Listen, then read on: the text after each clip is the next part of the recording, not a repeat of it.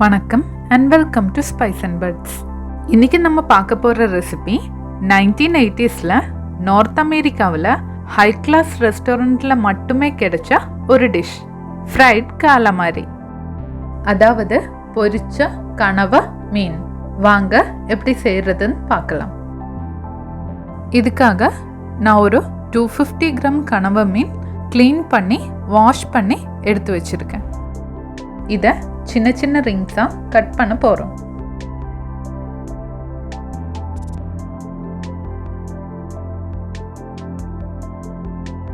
எல்லா கனவ மீனையும் ரிங்ஸாக கட் பண்ணியாச்சு.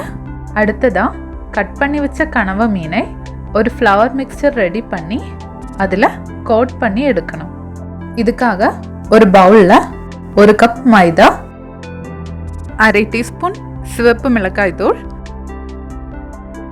தேவையான அளவுக்கு உப்பு, 1/2 டீஸ்பூன் மிளகுத்தூள் சேர்த்து நல்லா மிக்ஸ் பண்ணிக்கோங்க. இந்த டிஷ்ஷு நிறைய ஃப்ளேவர்ஸில் இப்போ கிடைக்கிது. பேசிக் இன்க்ரீடியன்ட்ஸ் மிளகுத்தூளும் மைதாவும் உப்பும் தான். உங்கள் ஃப்ளேவருக்கு ஏற்ற மாதிரி வேறு மசாலாஸ் வேணுனாலும் ஆட் பண்ணிக்கோங்க. அடுத்ததாக கட் பண்ணி வச்ச கனவ மீனையும் சேர்த்து நல்லா மிக்ஸ் பண்ணிக்கோங்க. ரொம்ப ஃபோர்ஸ் கொடுத்து பிசையக்கூடாது. மாவு கோட் ஆகிற மாதிரி மிக்ஸ் பண்ணால் போதும். ஃப்ளார் மிக்ஸ்சர் மீனில் நல்லா கோட் ஆயிடுச்சு. இப்போ அதிகமாக இருக்கிற ஃப்ளார் மிக்ஸ்சர் இப்படி சீவ் பண்ணி எடுத்துடலாம்.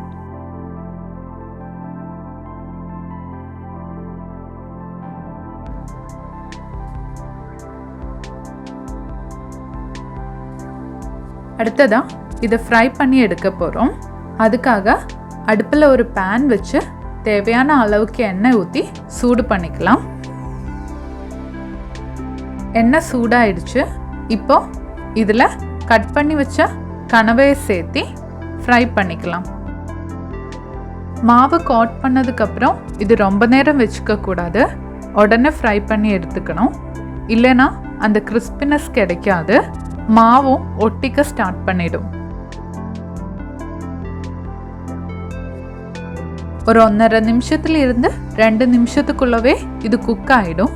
ரொம்ப நேரம் குக் பண்ணேன்னா இது ரப்பர் மாதிரி ஆகிடும். இது ரெடி ஆயிடுச்சு. ஆயிலில் இருந்து எடுத்துடலாம்.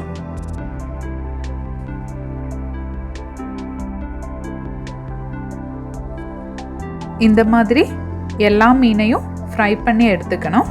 அப்போ நம்மளோட கிறிஸ்பி காலமாரி ரிங்ஸ் ரெடி ஆயிடுச்சு. அடுத்ததாக இதுக்கு ஒரு ஈஸியான டிப் ரெடி பண்ணிடலாம். அதுக்காக அடுப்பில் ஒரு சாஸ்பேன் வச்சு 2 டேபிள் ஸ்பூன் ஆலிவ் ஆயில் ஊற்றிக்கோங்க. எண்ணெய் சூடாகும் போது பொடியாக நறுக்குன பூண்டு, பொடியாக நறுக்குன வெங்காயத்தையும் சேர்த்து ஒரு நிமிஷத்துக்கு வதக்கணும். சின்ன வெங்காயம் இருந்தால் அதுதான் பெஸ்ட்டாக இருக்கும். இது கூடவே பொடியாக நறுக்குன பச்சை மிளகாயும் சேர்த்து ஒரு 2 நிமிஷம் நல்லா வதக்கிடலாம். தேவையான அளவுக்கு உப்பையும் ஆட் பண்ணிக்கோங்க. இது நல்லா வதங்கின பிறகு ஏற்கனவே வேக வச்சு தோல் எல்லாத்தையும் ரிமூவ் பண்ணி உடைச்சி வச்ச தக்காளியையும் சேர்த்துக்கணும். உங்களுக்கு புளிப்பு அதிகமாக வேணும்னா தக்காளி ஜாஸ்தியாக எடுத்துக்கோங்க. 1 நிமிஷத்துக்கு இது வதக்கணும். கடைசியாக ஒரு பிஞ்சு ஒரெகானோவும் சேர்த்து நல்லா மிக்ஸ் பண்ணி ஸ்டவ் ஆஃப் பண்ணிடலாம். அப்போ நம்மளோட டேஸ்டியான டொமேட்டோ டிப்பும் ரெடி ஆயிடுச்சு. இந்த வீடியோ பிடிச்சிருந்தா லைக் பண்ணுங்கள், உங்கள் ஃப்ரெண்ட்ஸ் கூட ஷேர் பண்ணுங்கள். மறக்காமல் SpiceandBuds சேனலுக்கு சப்ஸ்கிரைப் பண்ணுங்கள். மீண்டும் நெக்ஸ்ட் வீடியோவில் சந்திப்போம். நன்றி, வணக்கம்.